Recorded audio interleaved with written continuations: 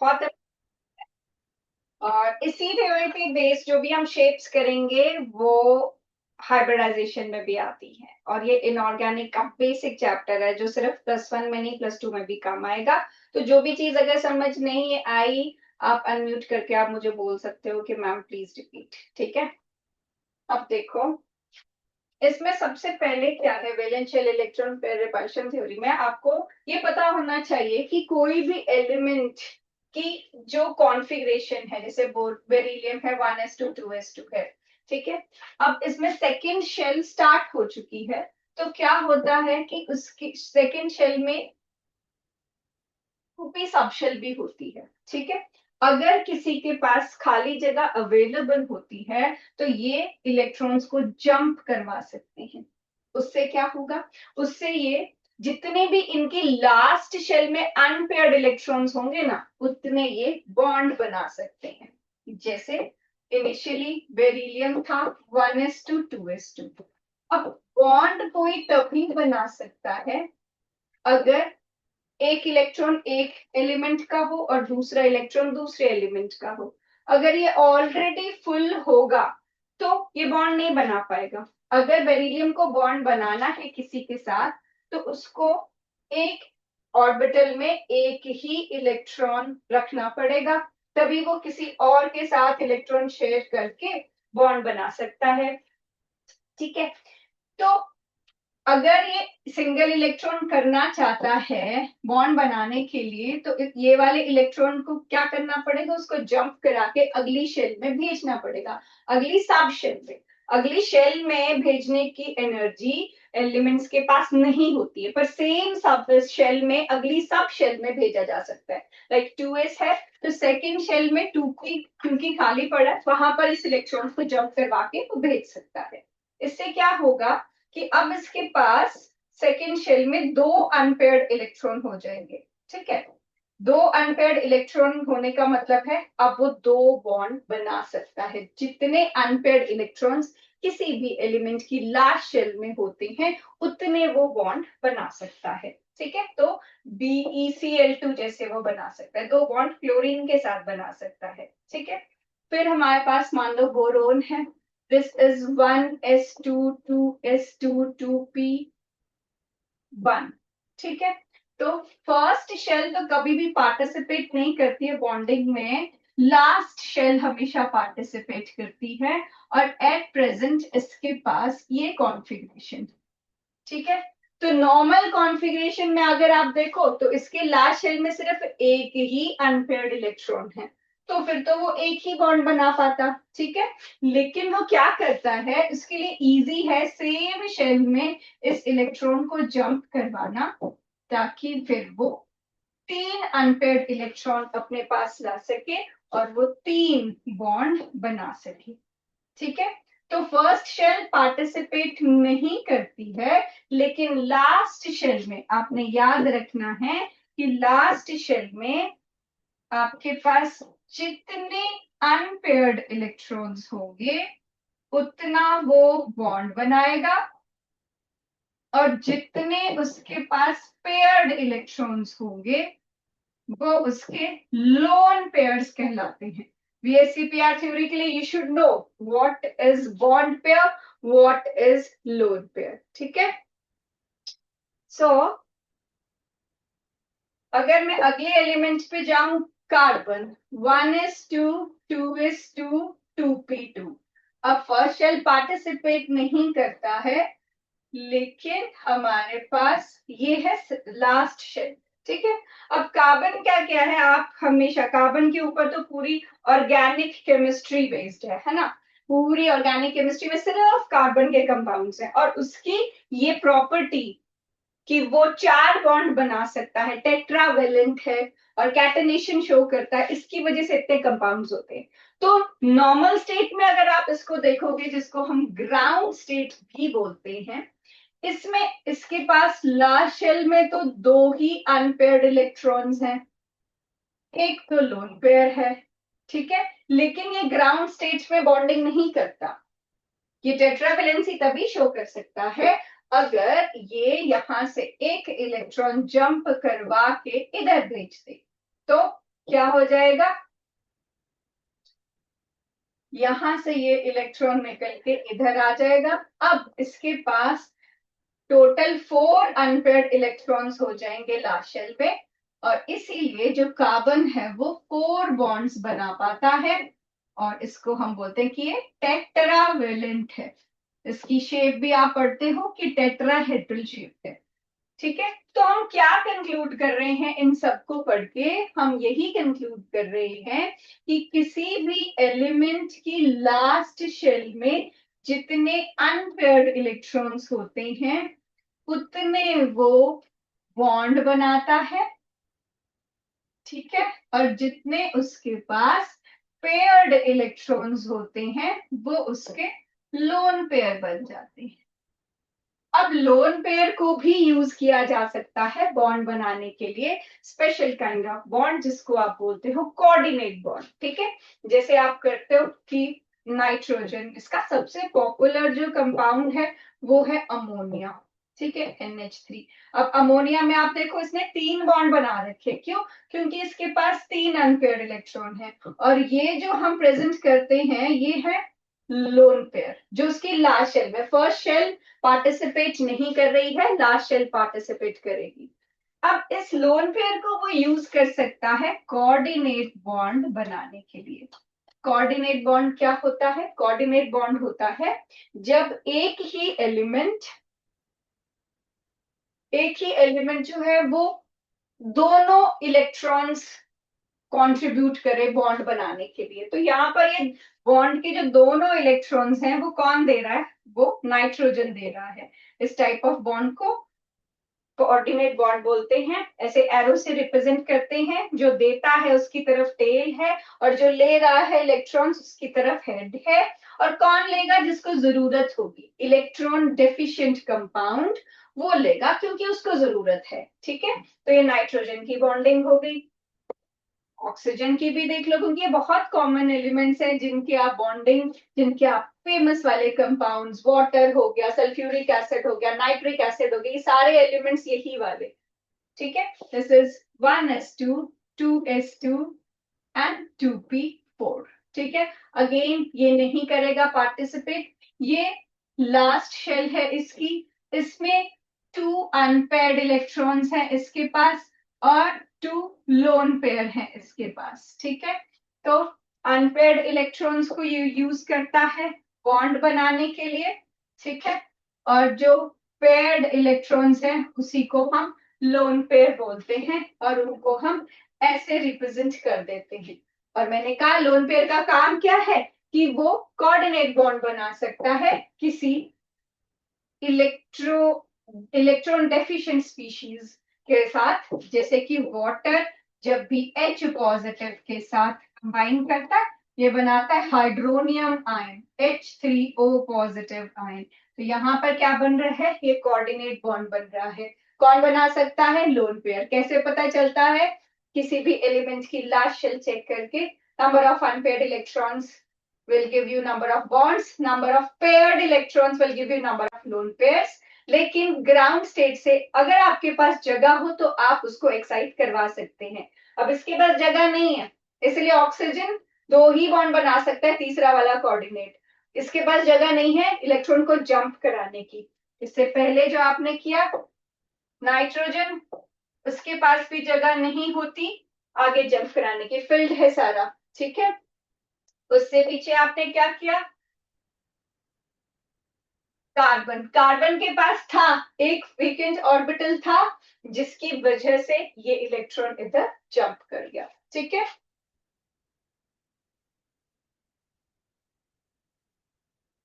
Okay, next. अब valence shell electron pair repulsion theory. अब आपको वैलेंस शेल के लिए पता तो होना चाहिए कि वैलेंस शेल में क्या क्या चीजें हैं।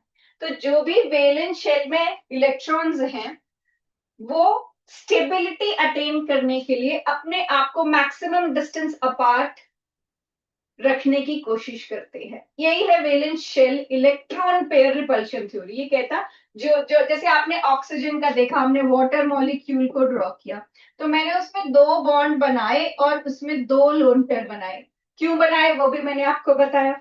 अब इसमें वो कहता है किसी भी कंपाउंड में जो जो लोन पेयर हैं उनके बीच में मैक्सिमम रिपल्शन होती है, ठीक है, इधर मैक्सिमम रिपल्शन होगी, और दो बॉन्ड पेयर में मिनिमम रिपल्शन होगी, और लोन पेयर और बॉन्ड पेयर में इंटरमीडिएट। 3 लाइंस मैंने लगा दी, जितनी ज्यादा लाइंस मतलब उतनी ज्यादा रिपल्शन, ठीक है। तो ये रिपल्शन का मैग्नीट्यूड होता है, लोन पेयर्स के बीच में सबसे ज्यादा रिपल्शन होती है, फिर लोन पेयर बॉन्ड पेयर के बीच में होती है, और फिर बॉन्ड पेयर के बीच में होती है, ठीक है। ये रिपल्शन का ऑर्डर है। तो ये रिपल्शन हमें क्या बताती है, कहते हैं कि किसी भी कंपाउंड को जब अपनी सारी चीजें संभालनी है तो वो उनको ऐसे अरेंज करेगा कि उसको मैक्सिमम स्टेबिलिटी मिले या मिनिमम रिपल्शन मिले। तो वो क्या करता है, वो सोचता है मैं हर चीज को जितना दूर हो सके उतना दूर मैं रखता हूं, ताकि फिर रिपल्शन जो है वो कम से कम रहे, ठीक है। जैसे अगर उसके पास सिर्फ दो ही बॉन्ड्स उसके बनने हैं तो क्या होगा, दो बॉन्ड्स के लिए वो लीनियर शेप अपनाएगा। क्यों? क्योंकि अगर दो ही बॉन्ड बनने हैं तो वो क्यों पास पास ऐसे रहेगा कि अच्छा 10 डिग्री पे लगा देता हूं, नहीं। वो जब उन दोनों को मैक्सिमम डिस्टेंस अपार्ट रखेगा तो वो मिनिमम रिपल्शन होगी। मतलब दो बॉन्ड क्या है, बॉन्ड में इलेक्ट्रॉन्स होते हैं, सब इलेक्ट्रॉन पे सेम चार्ज होता है। सिमिलर चार्ज क्या करता है, रिपेल, रिपल्शंस होंगी वहां पे। तो उन रिपल्शंस को मिनिमाइज करने के लिए ये अपने आप को कोशिश करता है कि जितने दूर मैं रह सकूं उतना दूर रहूं। तो अगर दो ही चीजें हैं, दो ही बॉन्ड है, तो मैक्सिमम डिस्टेंस पॉसिबल जो है वो 180 के एंगल का है, और इस शेप को हम लीनियर बोलते हैं, ठीक है। अगर तीन बॉन्ड बन रहे हैं तो ये मैक्सिमम डिस्टेंस जो पॉसिबल है वो 120 का एंगल होता है, और इसको ट्राइगोनल प्लेनर शेप बोलते हैं। एक ही प्लेन में, जैसे प्लेन ऑफ पेपर, ठीक है, एक ही प्लेन में ये तीनों बॉन्ड इसी प्लेन में होंगे। जैसे मेरे हाथ पे तो इसी पे पूरे तीनों बॉन्ड यहाँ पर आप बना सकते हो, ठीक है। उसके बाद अगर आपके पास टेट्राहेड्रल शेप है, मतलब चार चीजें हैं, चार चीजें हैं, चार बॉन्ड हैं, तो वो सेम प्लेन में नहीं बन पाते। टेट्राहेड्रल ऐसे को बनेगा, एक तुम्हारी तरफ, ठीक है, जैसे ये वाली फिंगर तुम्हारी तरफ है, थंब पीछे को है, ठीक है, ये वाली फिंगर पीछे को, तो ये अलग अलग, और चौथा बॉन्ड ऐसे ऊपर को होता है। तो अलग अलग प्लेन में, एक ऊपर को, एक आगे को, एक पीछे को। तो जो टेट्राहेड्रल शेप है, सॉरी, वो ऐसे बनती है कि सारे जो बॉन्ड्स हैं वो डिफरेंट डिफरेंट प्लेन्स में आ जाते हैं, और हर एक बॉन्ड के बीच में जो एंगल है वो 109.5 आता है, ठीक है। ये है कार्बन की शेप। जब आप ऑर्गेनिक पढ़ते हो you should remember this, carbon tetrahedral, tetravalent, चार बॉन्ड बनाता है और चार वाली शेप रखता है, एंगल इज टेट्राहेड्रल एंगल 109.5 इसको बोलते हैं, ठीक है। और अगर कोई पांच बॉन्ड बना रहा है तब वो कैसे बनाएगा, पांच बॉन्ड के लिए वो तीन बॉन्ड ऐसे इस प्लेन ऑफ पेपर में, कि तीनों बॉन्ड इस पेपर के ऊपर है, और एक बॉन्ड जो है वो अबव द प्लेन है, पेपर के ऊपर, और एक बॉन्ड जो है बिलो द प्लेन है। तीन bond in plane of paper है, एक ऊपर और एक नीचे, ठीक है। उसको बोलते हैं ट्राइगोनल बाय पिरामिडल। ये ट्राइंगल हो गया जो सेम प्लेन में है।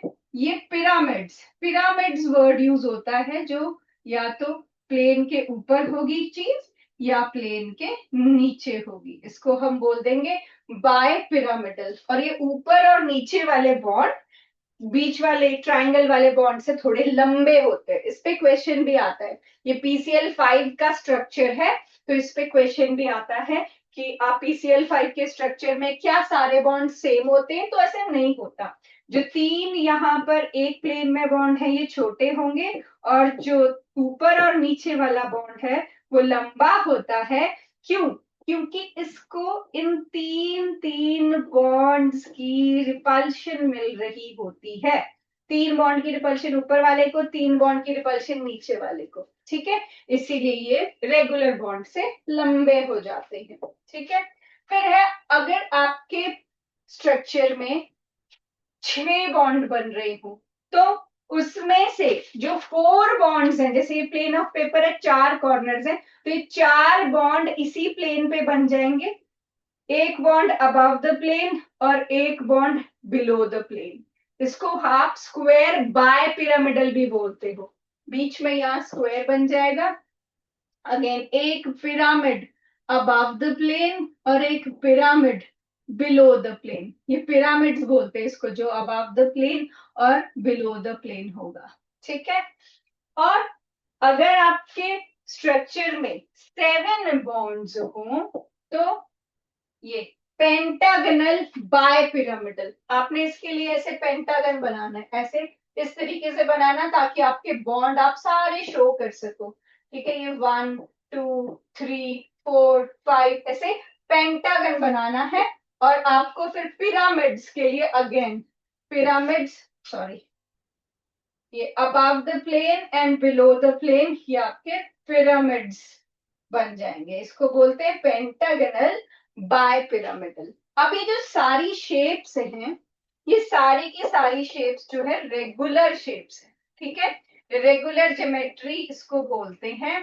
रेगुलर शेप्स हैं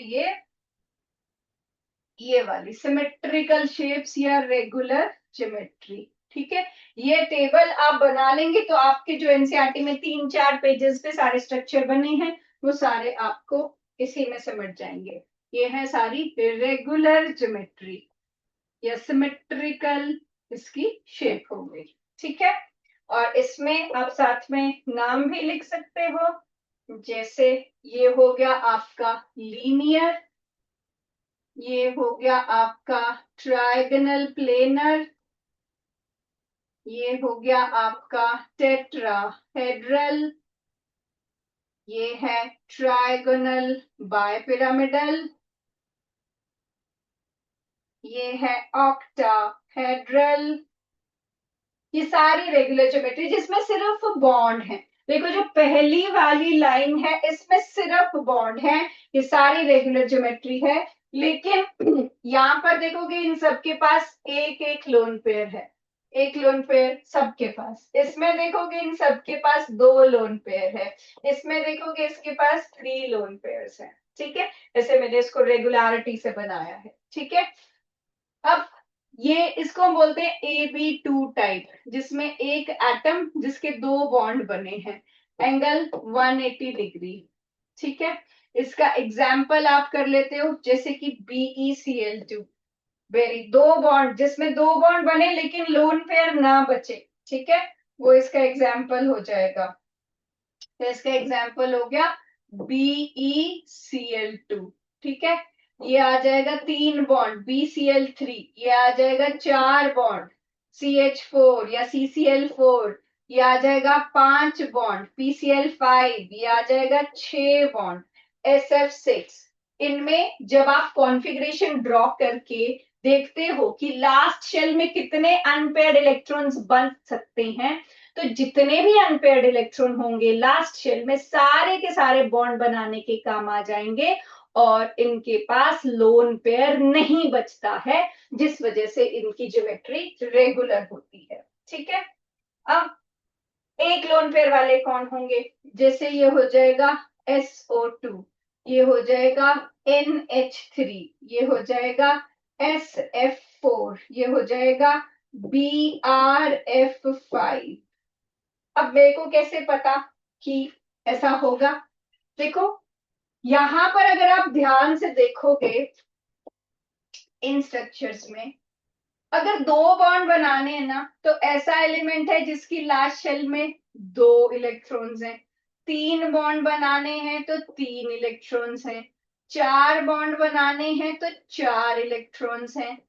अब 5 वाले में क्या होता है, यहाँ पर वो आगे की सिर्फ इलेक्ट्रॉन्स होना काफी नहीं है, अनपेयर्ड इलेक्ट्रॉन्स होना भी काफी है। तो मैंने आपको बताया था कि अनपेयर हर कोई नहीं करा सकता, जिसके पास जगह अवेलेबल हो वो अनपेयर करा सकता है। नाइट्रोजन के पास 3 अनपेयर्ड तो थे, 5 वाला अगर मैं बोलूं इसके नीचे वाला एलिमेंट नाइट्रोजन आता है, उसके पास 3 अनपेयर्ड थे, लेकिन बाकी 2 इलेक्ट्रॉन्स को अनपेयर कराने की जगह नहीं थी, क्योंकि 2p में भर गया था, थर्ड सब शेल में वो भेज नहीं सकता। ठीक है, इसीलिए नाइट्रोजन को मैं यहाँ नहीं यूज कर सकती हूँ, क्योंकि मुझे 5 बॉन्ड बनानी है, तो मुझे 5 अनपेयर्ड इलेक्ट्रॉन्स चाहिए। ठीक है, तो 5 अनपेयर्ड इलेक्ट्रॉन्स के लिए ये रेडी नहीं है, क्योंकि उसके लिए इसको अपने 2s वाले इलेक्ट्रॉन को थर्ड शेल में भेजना पड़ेगा, जो कि पॉसिबल नहीं होता है, इतनी एनर्जी एलिमेंट्स के पास नहीं होती है। But in case of phosphorus क्या होगा? 1s2, 2s2, 2p6, 3s2, 3p3, ये रहती है कॉन्फ़िगरेशन। अब इसका क्या है? सेम शेल में सब शेल खाली पड़ी है, तो क्या होगा? इसके लिए पॉसिबल है इलेक्ट्रॉन को जंप करवाना। ठीक है, तो ये इस इलेक्ट्रॉन को यहां से यहां जंप करवा लेगा, और अब इसके पास 5 अनपेयर्ड इलेक्ट्रॉन्स हो जाएंगे, जिसकी वजह से यहाँ पर आप देख रहे हो ये PCl5 हमने एग्जाम्पल दिया है, क्योंकि फॉस्फोरस के पास अब लास्ट शेल में 5 इलेक्ट्रॉन्स अनपेयर्ड फॉर्म में अवेलेबल हैं। इसीलिए मैंने आपको लोन पेयर के बारे में और अनपेयर्ड इलेक्ट्रॉन के बारे में बताया। अब 6 बॉन्ड बनाने, तो वही ऑक्सीजन को नहीं ले सकते फॉर द सेम रीजन, क्योंकि वो क्या कर सकता है? वो सिर्फ 2 बॉन्ड बना सकता है, और 2 उसके पास लोन पेयर हो सकते हैं। वो 6 अनपेयर्ड इलेक्ट्रॉन्स नहीं ले सकता, क्योंकि उसके पास जगह ही नहीं है, कोई शेल खाली ही नहीं है। राइट, तो ये वाला लाइन हमारी कंप्लीट हो गई। अब हमको क्या करना है? अब आगे लोन पेयर वाली बात।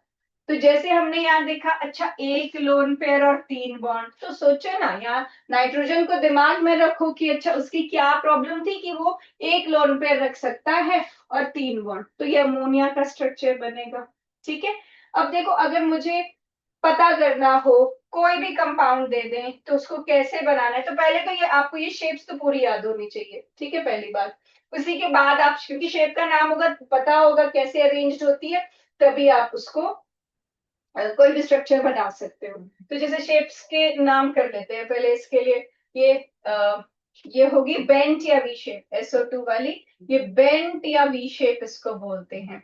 ये पिरामिडल बोलते हैं। अमोनिया वाली जो शेप है, देखो ये वाली जो लाइन है ना, ये पूरी बहुत इंपॉर्टेंट है। ये वाली, ये बहुत फेमस वाले कंपाउंड है, मीथेन, अमोनिया और वाटर।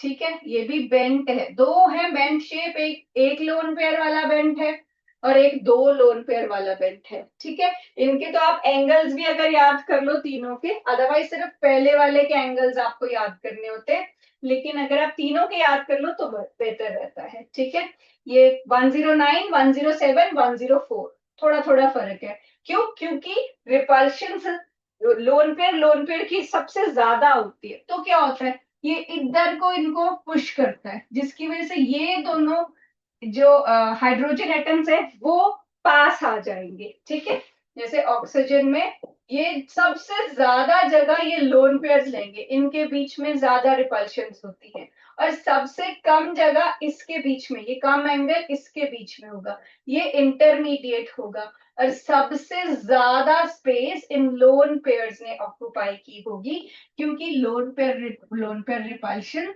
ज्यादा होती है as compared to lone pair bond pair, as compared to bond pair bond pair. ठीक है, अच्छा, अब देखो इसी लाइन को जो मैं बोलती थी सबसे इंपॉर्टेंट वाली लाइन है।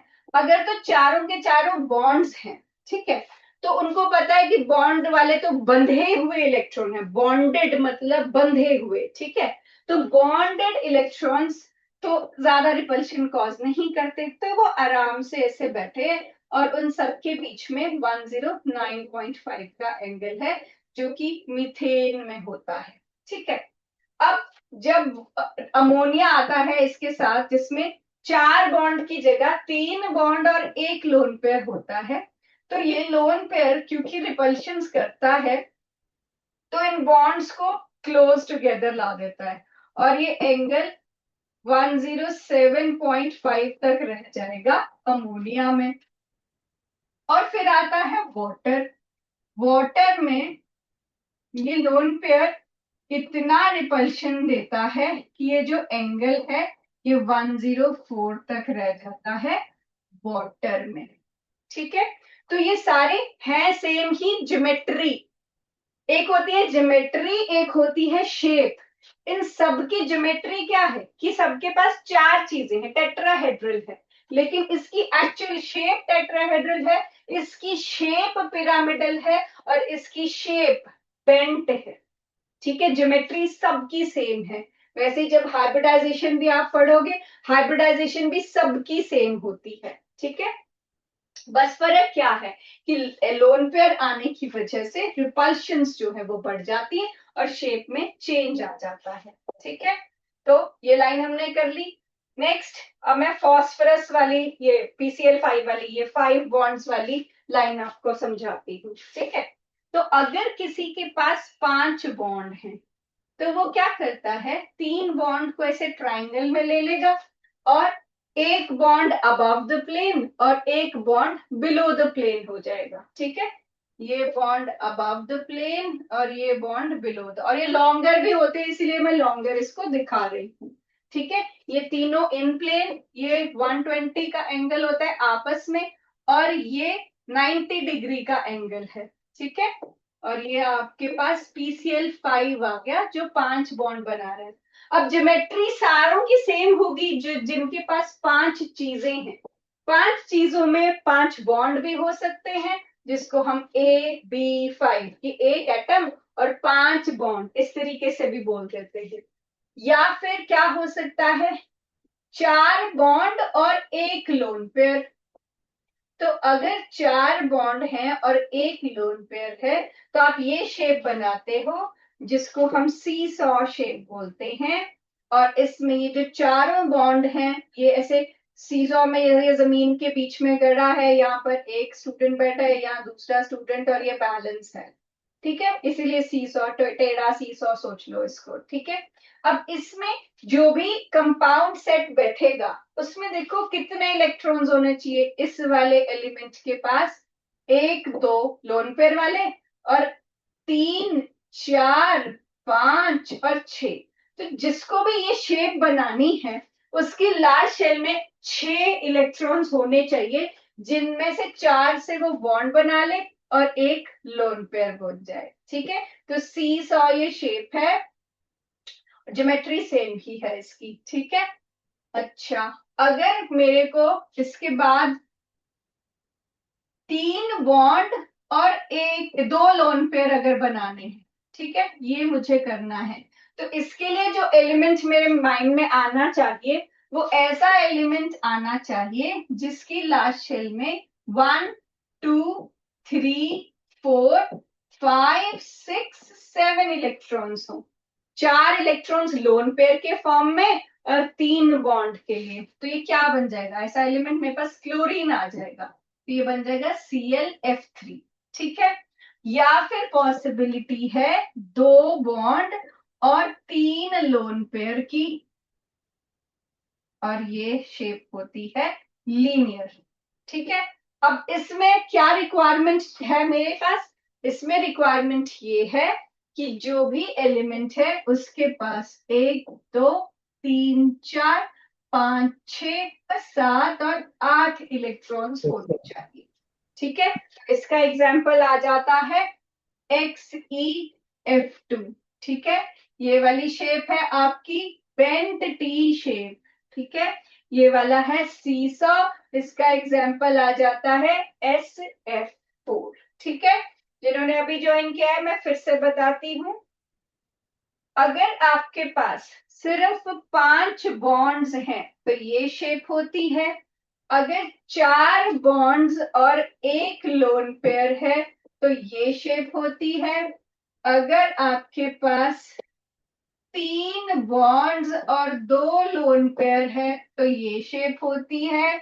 और अगर आपके पास 2 बॉन्ड और 3 लोन पेयर है तो ये शेप होती है। ठीक है,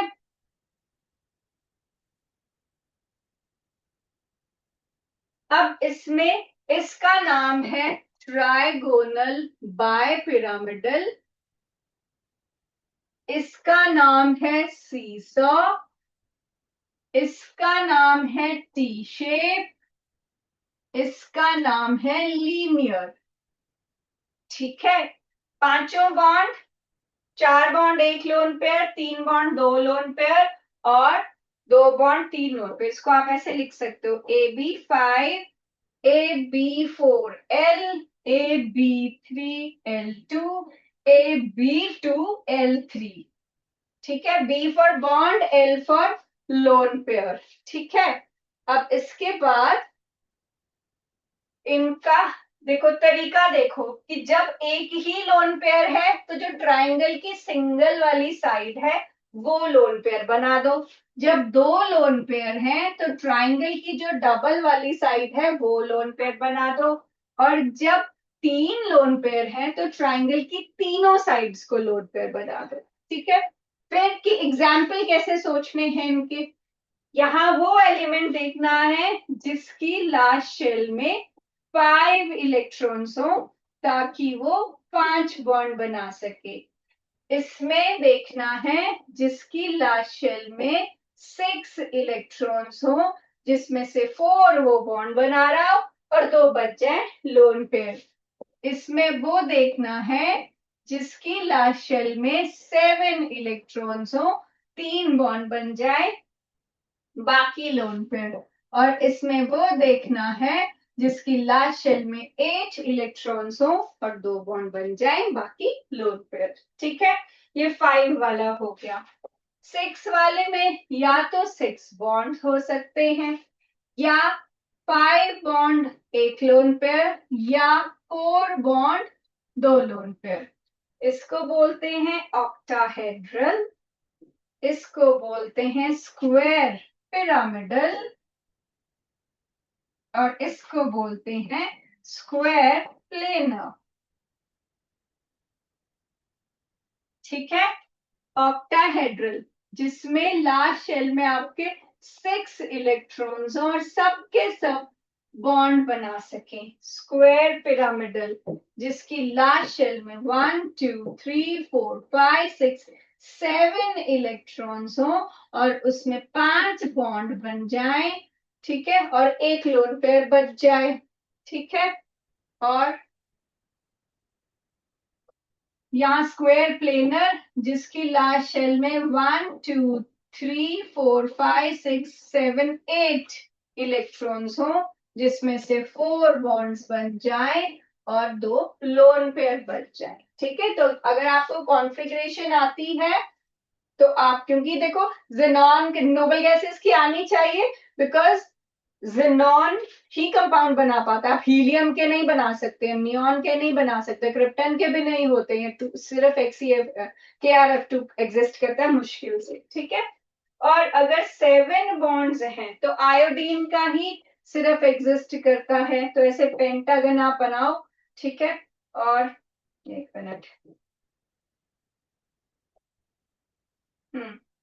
पेंटागन बना के सेंटर थोड़ा सा पीछे बना देना ताकि आप इसके पिरामिड्स आराम से बिना ओवरलैपिंग के ऐसे बना सको। ठीक है, पेंटागन बना के थोड़ा सेंटर पीछे कर देना। ठीक है, और यहाँ पर ये IF7 के लिए ही एग्जिस्ट करेगा क्योंकि एक बड़ा सा एटम आयोडीन जो है वही 7 फ्लोरीन्स इसमें लगा पाएगा। 1 2 3 4 5 6 7। ठीक है, इसका नाम है pentagonal bipyramidal, pentagonal bye pyramidal.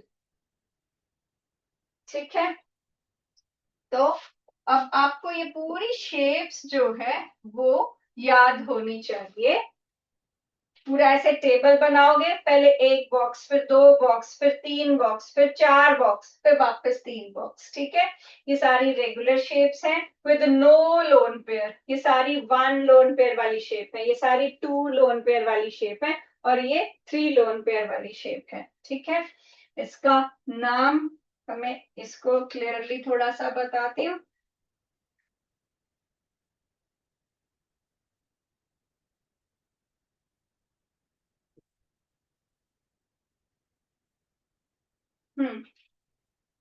ये लीनियर, ये ट्रायगोनल प्लेनर, ये टेट्राहेड्रल, ये ट्रायगोनल बायपिरामिडल, ये ऑक्टाहेड्रल। इसमें 2 बॉन्ड एक लोन पेयर वाला बेंट या वी शेप, इसमें 3 बॉन्ड एक लोन पेयर वाला पिरामिडल, 2 बॉन्ड और 2 लोन पेयर वाला अगेन बेंट या वी शेप, इसमें 4 बॉन्ड एक लोन पेयर वाला सीसॉ, 3 बॉन्ड 2 लोन पेयर वाला T shape and 2 bond 3 lone pair वाला लीनियर। ठीक है, 6 बॉन्ड्स वाला octahedral, 5 bonds 1 lone pair, this is square pyramidal and 4 bonds 2 lone pair is square planar। ये shape सारी याद कर लेनी है। ठीक है, अब इसी टेबल में आप डायपोल मोमेंट भी एक्सप्लेन कर सकते हो। जो भी आपकी रेगुलर ज्योमेट्री है, जो फर्स्ट लाइन है, उस सारे कंपाउंड्स की डायपोल मोमेंट 0 होती है। डायपोल मोमेंट कब 0 होती है? जब कोई सिमेट्रिकली सारी तरफ अलाइंड हो। ठीक है, तो ये जैसे CO2 है, आपको क्वेश्चन आता है कि जो कार्बन डाइऑक्साइड है वैसे वो इंडिविजुअली पोलर है, क्योंकि ऑक्सीजन ज्यादा इलेक्ट्रोनेगेटिव होता है कार्बन से। ठीक है, तो इस पे पॉजिटिव, इस पे नेगेटिव, इस पे पॉजिटिव, इस पे सॉरी, थोड़ा सा इधर को बना देते हैं।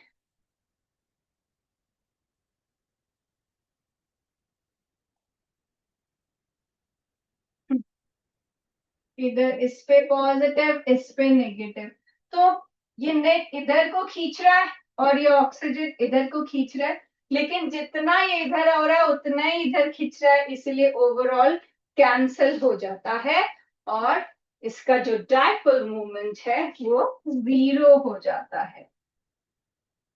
ठीक है,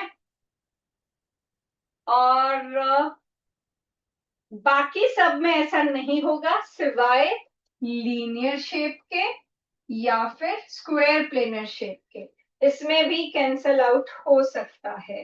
जैसे कि अगर आपके पास लीनियर शेप है, लीनियर शेप में जैसे अभी वो भी तो लीनियर ही था, इसमें यहाँ पर ये लोन पेयर आपस में कैंसिल कर देते हैं और ऊपर वाला का डायपोल मोमेंट नीचे वाले से कैंसिल आउट हो जाता है, जैसे XeF2 है। ठीक है, तो ये लोन पेयर आपस में कैंसिल हो जाते हैं और ये फ्लोरीन आपस में जितना इधर खींचेगा उतना इधर, और ये कैंसिल आउट हो जाएगा। ठीक है, और अगर आपके पास स्क्वायर प्लेनर शेप है तो उसमें भी लोन पेयर आपस में कैंसिल आउट कर देते हैं और ये वाला इसके साथ कैंसिल आउट हो जाएगा, क्योंकि 180 के एंगल पे आ रहा है, तो equal and opposite dipole moment होने की वजह से वो कैंसिल आउट हो जाते हैं। अब देखो, आपको इसमें से और कोई क्वेश्चन या कुछ भी पूछना है तो आप पूछो, क्योंकि यही टेबल से, सेम टेबल से हम फिर हाइब्रिडाइजेशन भी कर सकते हैं। ठीक है, इन्हीं में सब कुछ, जितने बॉन्ड्स हैं उतने ऑर्बिटल, शॉर्टकट में तो मैं ऐसे आपको बता सकती हूँ कि जैसे जो भी BeCl2 है, अगर आपको कॉन्फ़िगरेशन आती है और आपको पता है उनकी कौन सी शेल में इलेक्ट्रॉन्स हैं, तो आपको पता लग जाएगा कि इसकी sp हाइब्रिडाइजेशन है। इस वाली लाइन की सबकी sp2 है, इन सब की sp3 है, इन सब की sp3d है, इन सब की sp3d2 है। सबकी हाइब्रिडाइजेशन सेम है। मैंने कहा सबकी ज्योमेट्री इस लाइन में, तो अगर आप ये टेबल याद कर लेते हो, यहीं से सारी हाइब्रिडाइजेशन, हाइब्रिडाइजेशन में आपको कॉन्सेप्ट पता होना चाहिए, शेप तो यही रहेगी जब आप हाइब्रिड ऑर्बिटल्स बनाओगे, बस यहाँ पर आपने लाइन ड्रॉ करके किया है, वहां आप ऑर्बिटल ड्रॉ कर दोगे। ठीक है, कि अच्छा, हाँ, कि जैसे BeCl2 हमने यहाँ पर ऐसे बना दिया कि 2 बॉन्ड बनेंगे, एक इधर बनेगा। हाइब्रिडाइजेशन में आप हाइब्रिड ऑर्बिटल बना दोगे, एक ऐसे और दूसरा ऐसे। इनमें इलेक्ट्रॉन होगा। अब अगर H के साथ बनाया है तो आप सर्कल बना देते हो और H का इलेक्ट्रॉन ड्रॉ कर देते हो। और अगर Cl के साथ आपको दिखाना है तो Cl का लास्ट इलेक्ट्रॉन p ऑर्बिटल में होता है, तो आपको इसको ऐसे दिखाना होता है। तो अगर ये शेप्स आती हैं तो आप हाइब्रिडाइजेशन भी सेम टेबल से बता सकते हो, सिवाय इथेन, इथीन और इथाइन के। इन तीनों की अलग से रहती है हाइब्रिडाइजेशन, बाकी सबकी सेम। और ये एस पी क्या है, ये आपको हर एलिमेंट, जो भी यहाँ पर एग्जाम्पल दिए हैं, हर एलिमेंट का कॉन्फ़िगरेशन पता होनी चाहिए। उनकी लास्ट शेल में अनपेयर्ड इलेक्ट्रॉन आ रहा होगा, वो बॉन्ड बना रहा होगा। तो जिस भी सब शेल में ये अनपेयर्ड इलेक्ट्रॉन आएगा वो आपको डिटरमिन करता है कि कौन सी उसकी हाइब्रिडाइजेशन है। एस क्यों आ रहा है, क्योंकि एस उसके किसी एस में, 2s में, 3s में, 4s में, किसी भी एलिमेंट पे डिपेंड करता है। उसके एस ऑर्बिटल में अनपेयर्ड इलेक्ट्रॉन होगा जो कि पार्टिसिपेट कर रहा होगा बॉन्डिंग में। ठीक है, तो पहले आपकी रिक्वायरमेंट है कि आप इस टेबल को याद करो थोड़ा सा, ताकि आपको सबकी शेप भी पता चले। फिर नेक्स्ट इसी टेबल से मैं आपको पहले हाइब्रिडाइजेशन का कॉन्सेप्ट बताऊंगी।